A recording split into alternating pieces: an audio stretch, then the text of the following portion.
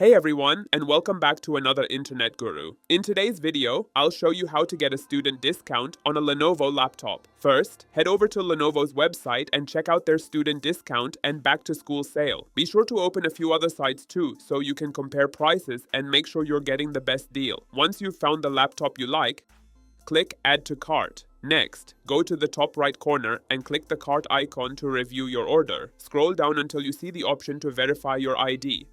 Choose Student and then click Continue. Enter your email and password, check the Remember Me box, and sign in. Once verified, Lenovo will automatically apply your 5% student discount to your laptop purchase. And that's it. You've just saved money on your brand new Lenovo laptop. If you found this video helpful, don't forget to like, subscribe, and hit the notification bell so you never miss an update from another Internet Guru.